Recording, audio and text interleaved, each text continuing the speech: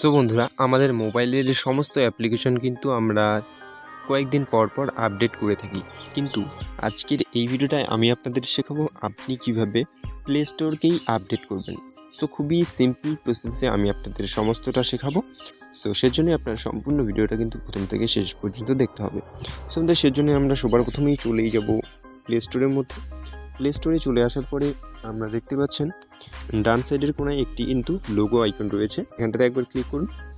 Click করে দেওয়ার পরে নিচে দেখতে পাচ্ছেন সেটিংসের একটি অপশন, এখানটাতে একবার ক্লিক করব। এখানটাতে ক্লিক করার পরে সবার নিচেই আমরা অ্যাবাউটের অপশন পেয়ে যাব, এখানটাতে একবার ক্লিক করব।